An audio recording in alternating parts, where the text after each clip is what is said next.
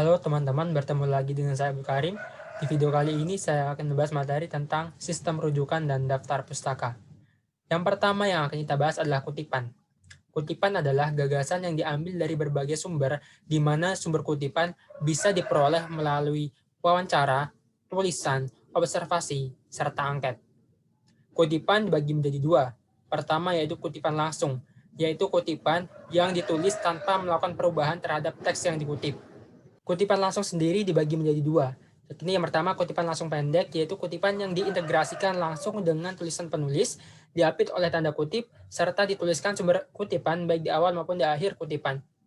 Yang kedua itu kutipan langsung panjang, yaitu dipisahkan dari tulisan penulis dengan spasi yang lebih kecil, diapit oleh tanda kutip ataupun tidak, serta dituliskan sumber kutipan di akhir kutipan. Contoh kutipan langsung adalah seperti ini.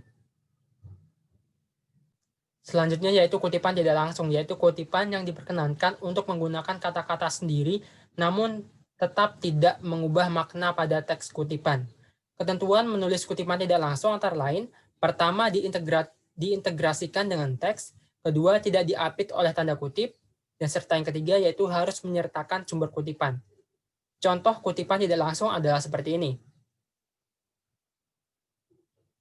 Ada beberapa hal yang perlu diperhatikan dalam penulisan sumber penulis, yaitu pertama, jika penulis buku hanya satu orang, maka hanya dituliskan nama akhirannya saja diikuti oleh tahun terbitan buku beserta nomor halaman ataupun tidak. Contohnya seperti ini.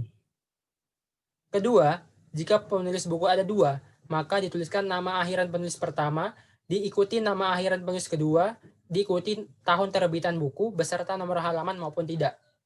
Contohnya seperti ini. Yang ketiga, jika penulis buku ada 3 orang, ditulis nama akhir penulis pertama saja diikuti DKK dan kawan-kawan, tahun terbitan, dan nomor halamannya. Serta yang keempat, jika mengutip pendapat orang di dalam buku yang ditulis orang lain, maka ada 2 cara. Pertama, jika pendapat orang dikutip secara langsung oleh penulis buku tersebut, maka ditulis dengan mencantumkan kata dalam contohnya seperti ini.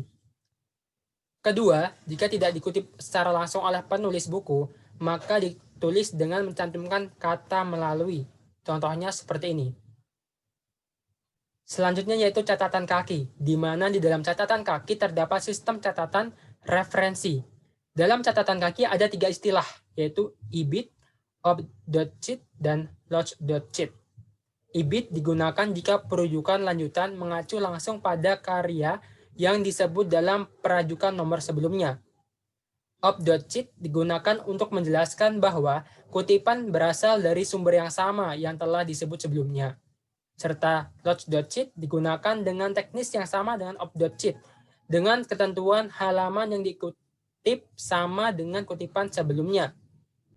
Yang terakhir yaitu daftar pustaka. Daftar pustaka merupakan keterangan mengenai sumber rujukan yang digunakan dalam penyusunan tugas akhir, yang meliputi nama pengarang, tahun terbit, judul buku, kota terbit, dan nama penerbit.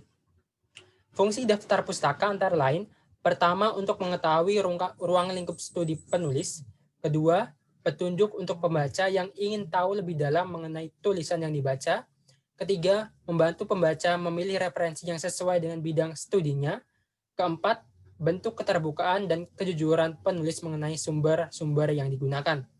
Format penulisan daftar pustaka ada 2, yaitu pertama format MLA dan format APA. Kedua format ini tidak memiliki banyak perbedaan, hanya memiliki satu perbedaan, yaitu di mana perbedaannya terletak di penulisan dan peletakan tahun terbit. Contohnya adalah seperti ini. Ya, itu saja penjelasan saya tentang materi sistem rujukan dan daftar pustaka. Kurang lebihnya saya mohon maaf. Jangan lupa like, komen, dan subscribe. Sampai ketemu di video selanjutnya.